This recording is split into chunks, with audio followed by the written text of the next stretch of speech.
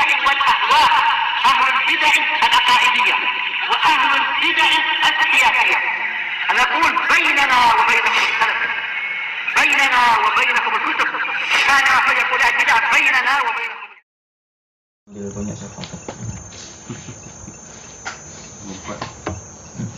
Ya dulu belum punya file yang ini. Memang nggak punya file, tapi apa aja saya bawa dan dapat ini. Bismillahirrahmanirrahim. Qala al-Imam An-Nawawi rahimahullah wa qala ta'ala wadhkurna ma yutla fi buyutikunna min ayatillahi wal hikmah. Dan ingatlah dan sebutlah.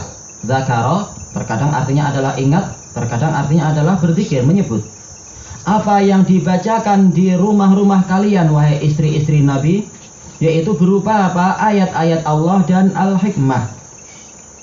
Yaitu para istri Nabi di dalam surat Al-Ahzab ini diberi sekian banyak nasihat oleh Allah Ta'ala. Intinya adalah mendengar dan taat, intinya adalah menjauhi maksiat, intinya adalah banyak membaca Al-Quran dan juga banyak memperhatikan hadis-hadis Nabi SAW. Jadi tidak seperti ucapan sebagian orang, seperti ucapan orang Jawa itu, bahwasanya istri itu apa? Yani kalau bahasa mereka swarga katut, neraka katut. Yaitu kalau suami masuk surga, istri masuk surga. Suami masuk neraka, istri masuk neraka. Jangan begitu. Istri harus beramal agar masuk surga. Istri harus menjauhi maksiat agar tidak masuk neraka. Dan juga di sini istri Rasul Shallallahu Alaihi Wasallam diperintahkan untuk beramal. Jangan mentang-mentang dia adalah istri Nabi tak usah beramal. Nanti Rasulullah naik ke wasilah, kami akan naik juga ke wasilah. Tidak. Allah Ta'ala menyuruh mereka untuk beramal karena mereka adalah jadi teladan bagi umat. Demikian pula apa? Mereka itu menjadi apa? Memang mereka adalah diciptakan untuk ibadah, bukan sekedar untuk bernikmat-nikmat, mencari syafaat dari suami mereka atau syafaat dari, ya kalau ahlul bait ya syafaat dari Rasulullah sebagai kepala ahlul bait mereka dan sebagainya. Maka semuanya harus beramal, baik dari kalangan pria ataupun dari kalangan wanita. Maka di dalam surat itu sendiri Al-Ahzab Allah Ta'ala memuji innal muslimina wal muslimat wal mu'minina wal mu'minat wal qanitina wal qanitat dan seterusnya. Menyebutkan apa? Bukan hanya pria tapi wanita juga diperintahkan beriman, diperintahkan untuk Islam, diperintahkan untuk taat dan seterusnya. Dan di antara perintahnya yang disebutkan di sini adalah mereka membaca ayat-ayat yang dibacakan kepada mereka di rumah-rumah mereka oleh Rasulullah Shallallahu Alaihi Wasallam. Jadi mereka disuruh untuk banyak-banyak membaca Al-Quran. Ini kalau zikir kembali kepada amalan lidah, disuruh banyak berzikir. Berzikir dengan apa? Membaca Al-Quran. Dan itu adalah zikir yang terbaik kata Ibnul Qayyim dari si jenisnya. Zikir subhanallah walhamdulillah dan seterusnya itu zikir yang sangat dicintai Allah. Tapi zikir dengan kalamullah itu adalah yang terbaik. Makanya satu huruf saja 10 kali lipat pahalanya. Itu baru satu huruf, belum satu kata, belum satu kalimat, belum satu kalamnya. Maka harus banyak-banyak para wanita itu membaca Al-Quran.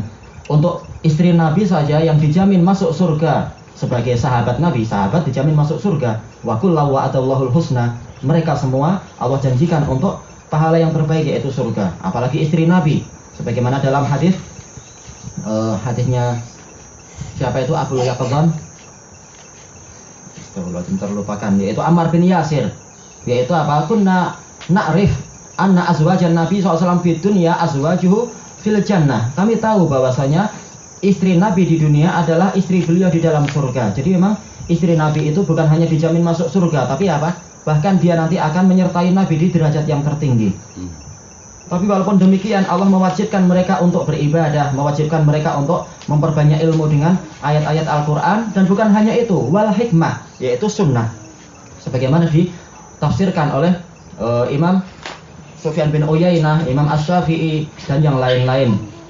Ketika al-hikmah digandengkan dengan ayat-ayat Allah atau al-hikmah digandengkan dengan kitab, Alkitab, maka hikmah adalah sunnah. Maka para istri Nabi juga disuruh untuk apa? Mempelajari sunnah-sunnah Nabi Shallallahu Alaihi Wasallam. Maka jangan heran kalau para ummahatul mukminin mereka meriwayatkan hadis-hadis. Para sahabat yang lain dan juga para tabi'in mereka datang mengunjungi istri Rasulullah SAW di balik hijab. Disebutkan di situ bainana wa bainaha hijab, di antara kami dan mereka ada hijab. Walaupun mereka adalah makhluk terbaik dan hatinya paling bersih, tetapi apa? Tetap di antara mereka ada hijab. Maka yang derajatnya jauh di bawah itu, yang tidak memiliki ismah sama sekali, maka harusnya apa? Lebih untuk memelihara hijabnya. Maka kemudian mereka meminta hadis dari para istri Nabi tentang masalah mandi janabah, tentang masalah cara Rasulullah masuk ke rumah, tentang cara keluar, tentang bagaimana cara tidur, tentang dan seterusnya dan seterusnya.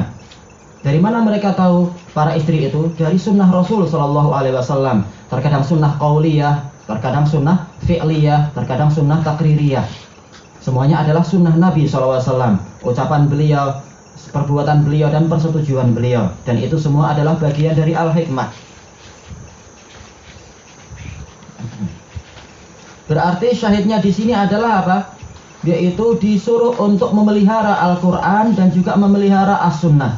Kalau zikir itu kembali ke amalan lisan, berarti zikir itu maksudnya adalah membaca. Kemudian zikir juga memiliki makna yang kedua, yaitu amalan hati, yaitu maksudnya adalah apa? Tasawwurul qalb, yaitu penggambaran di dalam hati dari ayat-ayat dan hadis tadi. Maka menunjukkan memang dia itu juga harus diingat, harus dihafalkan dan dihayati makna-maknanya semampu kita. Dihafal semampunya. Dan semuanya harus dijaga. Karena penjagaan yang paling besar adalah apa? Dengan cara mengamalkannya. Makanya dia masuk di dalam bab ini, al-muhafadzah ala sunnah. Untuk memelihara as-sunnah. Tidak ada gunanya cuma dihafal kalau ternyata dalam pengamalannya dia tidak dipraktekkan. Itu bukan menjaga namanya, itu namanya adalah menyia-nyiakan. Tayyib qal wal ayatu fil bab katsirah, dan ayat-ayat di dalam bab ini banyak sekali. Adapun makna hikmah yang lain sebagaimana telah kita lewati, dijelaskan oleh siapa? Ar-Raghib Al-Asbahani. Al-hikmah adalah apa? Wad'u syai' mawdi'aha, meletakkan sesuatu pada tempatnya. Kalau Ibnul Qayyim di dalam kitab Madarijus Salikin adalah apa? Wad'u syai' mawdi'aha fi waqtihal la'iqah, meletakkan fi mawdi'iha fi waqtihil la'iq, yaitu meletakkan sesuatu pada tempatnya dan pada waktu yang layak. Kalau Ibnu Hajar mengatakan al-hikmah adalah isabatul haq. Yang namanya hikmah adalah apa? Mencocoki kebenaran. Dan semuanya sama. Intinya maknanya adalah apa? Sekitar itu. Baik, wallahu ta'ala a'lam.